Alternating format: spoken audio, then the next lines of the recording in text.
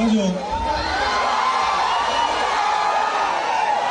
దర్శిలో ఏర్పాటు చేసినటువంటి ఈ ఎడ్ల బల ప్రదర్శన పోటీలకు విచ్చేసిన వేదిక మీద ఉన్న పెద్దలకు, అదే రకంగా ఈ కార్యక్రమంలో పాల్గొనడానికి వచ్చినటువంటి అభ్యర్థులకు, అదే రకంగా వివిధ జిల్లాల నుంచి వచ్చేసిన వాళ్ళకి, వైఎస్ఆర్ కాంగ్రెస్ పార్టీ నాయకులకు, కార్యకర్తలకు, యువకులకు, మహిళలకు అందరికీ ముందుగా నా హృదయపూర్వక నమస్కారాలు తెలియజేస్తున్నాను.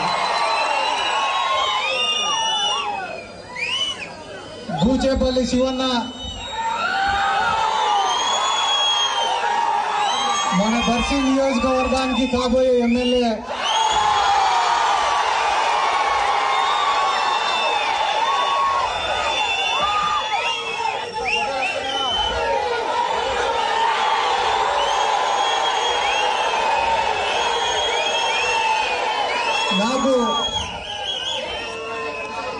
నాకు సొంత కుటుంబంతో సమానం.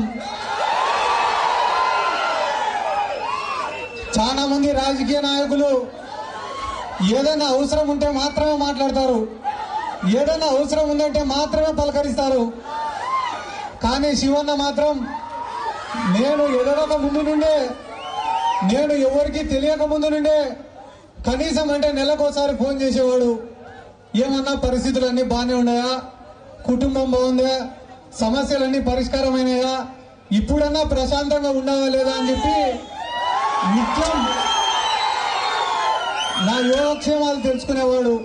నిజంగానే నేను ఎక్కువసార్లు ఈ దర్శికి రాకపోయినా కూడా ఆయన చూపించినటువంటి అభిమానానికి, ప్రేమకు ఎప్పుడు కూడా నా జీవితాంతం గుర్తుపెట్టుకునే ఉంటాను నేను.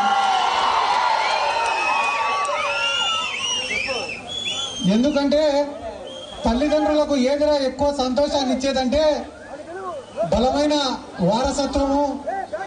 తన కొడుకు సమర్థవంతుడైనప్పుడు, ఒక ఉన్నతమైన స్థాయికి పోయినప్పుడే తల్లిదండ్రులకు నిజమైన సంతోషం. అందరూ అనుకుంటారు రాజకీయ నేపథ్యం నుంచి వచ్చిన కుటుంబం ఇది అని, కానీ ఆ వారసత్వాన్ని నిలబెట్టాలంటే అంత ఆశామాషి విషయం కాదు. చాలా బరువు బాధ్యత ఉంటుంది మా పైన, ఎన్నో కుటుంబాలు ఆధారపడి ఉంటాయి మా పైన.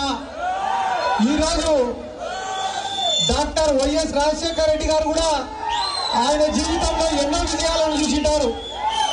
ఎమ్మెల్యే అయినాడు, మంత్రి అయినాడు, ఎంపీ అయినాడు, ముఖ్యమంత్రి అయినాడు. కానీ ఆయన చనిపోయినారు. కానీ బతికి ఉంటే ఈ రోజు వైఎస్ జగన్మోహన్ రెడ్డి గారు ఎదిగిన విధానాన్ని చూసి, ఆయన ముఖ్యమంత్రి స్థానాన్ని అధిరోహించిన విధానాన్ని చూసి, కానీ ఈ రోజు ప్రజలకు ఆయన చేస్తున్న మేలులు కానీ వైఎస్ రాజశేఖర రెడ్డి గారు కానీ చూసింటే అంతకు మించిన సంతోషం ఇంకొకటి ఉండేది కాదు. వారసత్వం, బలమైన వారసత్వాన్ని మించిన ఆస్తి ఏ తల్లిదండ్రులకు కూడా ఉండదు. కానీ పాపం చంద్రబాబు నాయుడు గారికి మాత్రం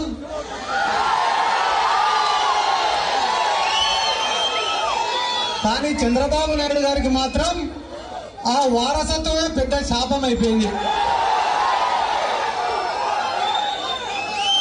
ఈరోజు నిజంగానే నారా లోకేష్ అనే వ్యక్తి అంత సమర్థుడై ఉండింటే చంద్రబాబు నాయుడు గారికి పోయి పవన్ కళ్యాణ్ గారిని అడుక్కోవాల్సిన అవసరం ఏముంది? నారా లోకేష్ అనేవాడు అంత సమర్థుడే గాని అయ్యింటే పురంధేశ్వరి గారిని అడ్డం పెట్టుకొని బీజేపీ వాళ్ళని అడుక్కోవాల్సిన అవసరం ఏముంది? నారా లోకేష్ అనేవాడు కానీ అంత సమర్థుడు అయ్యింటే పక్క రాష్ట్రమైన తెలంగాణకు పోయి రేవంత్ రెడ్డిని నాకు డైరెక్ట్ గానో ఇండైరెక్ట్ గానో సాయం చేయమని కాళ్ళు పట్టుకోవాల్సిన అవసరం ఏముంది? సోనియా గాంధీ నుంచి గల్లీ లీడర్ల వరకు ఎవడు పడితే వాడు కారు కూతలు కూస్తుంటే కూడా ఒంటరిగా నిర్ణయం తీసుకొని పోయినాడే తప్ప ఏ రోజు పొత్తు పెట్టుకొని జగన్మోహన్ రెడ్డి పోవాడా? పొద్దున్న లేస్తేనే ఎవరితో పొత్తు పెట్టుకొని ఎవడి సంఘం ఆకుదామనుకునే చంద్రబాబు నాయుడు కూడా ఆలోచించుకోవాల్సినటువంటి అవసరం ఉంది. ఎందుకంటే ఇక్కడ చాలా మంది యువకులు ఉన్నారు. మీరు కూడా ఆలోచన చేయండి. యోధుడు అనేవాడు ఒక మంచి ఉద్దేశంతో కత్తి డాలు పట్టుకొని గుర్రం ఎక్కి యుద్ధానికి పోతే ఆయనకు తెలియకుండానే ఒక సైన్యం అనేది ఎంట నడుస్తుందంట.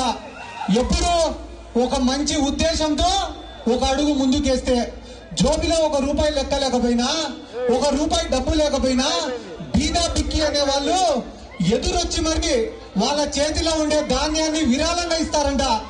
ఎప్పుడు ఒక మంచి ఉద్దేశంతో అడుగు ముందుకేసినప్పుడు. జగన్మోహన్ రెడ్డి గారు పాదయాత్ర మొదలు పెట్టేటప్పుడు పులివెందులలో 20,000 మందితో మొదలు పెట్టినాడు. అది విశాఖపట్నానికి పోయే లోపల 2 లక్షలు అయింది. నారా లోకేష్ గారు కుప్పంలో 10,000 మందితో మొదలు పెట్టినాడు పాదయాత్ర. అది విశాఖపట్నానికి పోయే లోపల 1000 మంది అయింది. నేను ఇవన్నీ కూడా మీకు ఎందుకు చెప్తున్నా, ఎందుకు వివరిస్తున్నా, రాష్ట్రం అంతా ఎందుకు పర్యటించి ఈ విషయాలన్నీ చెప్తానా అంటే, తెలుగుదేశం వాళ్ళకి వేరే పని లేదు. పొద్దున్నే 6 గంటలకు లేస్తారు, ఫ్రెష్గా రెడీ అవుతారు, వైట్ అండ్ వైట్ గుడ్డలు వేసుకుంటారు. ఇంట్లో భార్య పిల్లలందరూ ఏమనుకుంటారు, ఏంద్రా మా వాడు ఈ రేంజ్ లో రెడీ అయినాడు, ఏమన్నా ఉద్యోగానికి పోతాడా లేకుంటే ఏమన్నా వ్యాపారం చేస్తాడా అని అనుకుంటే ఏం చేయడం లేదు. టీ బంకులు కాడ కూర్చొని వైసీపీ రాదు, జగన్ రాదు, ఈ టీ బంకుల కాడ కూర్చొని చేసే ప్రచారం తప్ప మన రాష్ట్రంలో వేరే ఏం జరగడంలే. ఈ మాట కూడా మీకు ఎందుకు చెప్తానా అంటే, వైసీపీ రాదు రాదు రాదు అనే వానికి నేను చెప్పే సమాధానం ఏమరా అంటే, 2,50,000 కోట్ల రూపాయలు ప్రజల అకౌంట్ లో వేసిన జగన్మోహన్ రెడ్డి రాకుంటే 2 ఆర్బీకేలు, 2 హెల్త్ సెంటర్లు, ఒక మినీ గోడౌన్, 300 మందికి ఇంటి పట్టాలు, నాడు నేడు కింద స్కూలు, ఒక ఎక్స్ట్రా క్లాస్ రూము, ఎన్ఆర్ఈజీఎస్ కింద వర్కులు, గడప గడప కింద వర్కులు, ఎంపీపీ ల్యాడ్స్, ఎంపీ ల్యాడ్స్, కొంతలో సర్పంచ్ నిధులు, ఇవి కాకుండా 27 కోట్లు సంక్షేమాలు. నేను చెప్పినది ఒక గ్రామం కథనే. ఇటువంటి గ్రామ పంచాయతీలు రాష్ట్ర వ్యాప్తంగా 15,000 ఉన్నాయి. ప్రతి గ్రామ పంచాయతీకి ఇదే రకమైన అభివృద్ధి సంక్షేమం జరిగింది. ఇట్లాంటి ముఖ్యమంత్రి ప్రపంచంలో ఎక్కడైనా ఉండాలంటే వాళ్ళకే ఓటేయండి. మేమైతే అడగం. ఓటు అనేది అడగాల తప్ప అడుక్కోవాల్సిన అవసరం లేదు. ఈరోజు నిన్ననే మా ఊర్లో కూడా నేను పోయినా అన్న. మా ఊర్లోకి పోయేటప్పటికి తెలుగుదేశం వాళ్ళ బ్యానర్లు బాగా కట్టినారు, పెద్ద పెద్దవి. నేను అడిగినా వెంటనే, ఏంద్రా వీడి ఇట్ట కట్టినారు బ్యానర్, పెద్ద పెద్దవి కట్టినారు, ఏంటికి రా వీడి ఇట్ట కట్టినారు అని అడిగితే ఆ తెలుగుదేశం వానికి సర్వే వాళ్ళు చెప్పినారంట, ఒరే నిన్ను ఈ పార్లమెంట్ లో ఎవడు కనీసం కనుక్కొని కూడా కనుక్కుంటారా, నువ్వు ఎవడనేది ఈ పార్లమెంట్ లో ఎవడు గుర్తు కూడా పట్టడం లేరా, కనీసం బ్యానర్లనే ఎర్ర నిన్ను గుర్తుపడతారంటే బ్యానర్లు వేసినాడు. వాడు బ్యానర్లు వేసిన తర్వాత మళ్ళా ఒకరోజు జనాల్లోకి వచ్చినాడు. జనాల్లోకి వచ్చినప్పుడు జనాలు కనుక్కోవడం లేదంట. ఇప్పుడు ఏమైందిరా ఎందుకు కనుక్కోవడం లే అంటే, బ్యానర్ ఏమో చాలా పెద్దగా ఉంది, వాడేమో అంతే ఉన్నాడు. మేము బ్యానర్ చూసి వాడు ఎంత పొడుగు ఎంత వయసు అలా ఉంటే ఏంది లేదు, సరిగే లేదు కదా నాడాహారు. అట్లా తెలుగుదేశం ఓటు చేసే తప్పుడు ప్రచారాలు. ఈడ ఇన్ని గొప్ప కార్యక్రమాలు జగన్మోహన్ రెడ్డి గారు చేస్తుంటే, మెడికల్ కాలేజీలో పక్క, పోర్ట్లో పక్క, ఫిషింగ్ హార్బర్ లో పక్క, ఇండస్ట్రీస్ లో పక్క ఇన్ని గొప్ప కార్యక్రమాలు చేస్తా అంటే మీడియా వాళ్ళు మాత్రం 2 వేస్తారు. బీజేపీ, టీడీపీ, జనసేన కలిసిపోయినాయంట, షర్మిల పోయి కాంగ్రెస్ లో చేరిందంట. ప్రజలకు ఉపయోగపడేది చెప్పండి అంటే వ్యక్తిగతవి మాత్రమే చెప్తారు వీళ్ళు. కాబట్టి ఆలోచించుకోండి, యువకులు అనే వాళ్ళు ఆలోచించి నిర్ణయం తీసుకోండి. మనందరి జీవితాన్ని మార్చిన జగన్మోహన్ రెడ్డి కావాలా, అబద్ధాలు చెప్పి మాటలు చెప్పి మోసం చేసే చంద్రబాబు కావాలా అనేది. సామాజిక సాధికార బస్సు యాత్ర అని చెప్పి రాష్ట్రం అంతా మన పార్టీకి సంబంధించిన బీసీలు, ఎస్సీలు, మైనారిటీలు తిరుగుతుంటేనే 1000 మంది జనాలు వస్తున్నారే ఆ మీటింగ్లకి. ఇంకో 15 రోజుల టైం, ఆ తర్వాత దిగుతాడు జగన్మోహన్ రెడ్డి. ఆ తర్వాత వచ్చే స్పందన చూసిన తర్వాతనే మాట్లాడుకుందాం.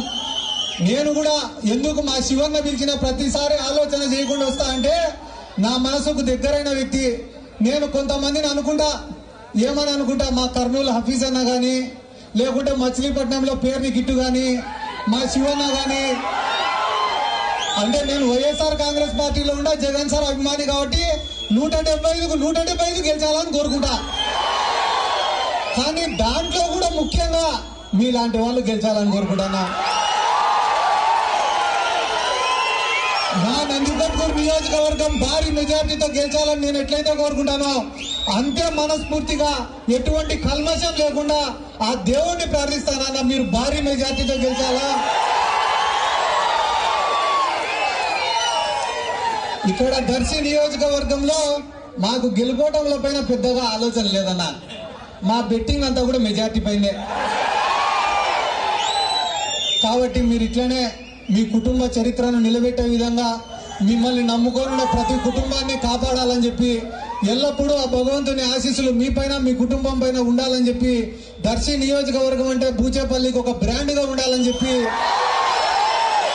మనస్ఫూర్తిగా కోరుకుంటూ ఇంత ప్రేమగా ఇంత అభిమానంగా నాకు స్వాగతం పలికిన యువకులకు గాని పెద్దలకు గాని మహిళలకు గాని పేరు పేరున నా శిరస్సు వంచి నమస్కారాలు తెలియజేసుకుంటూ సెలవు తీసుకుంటాను. జై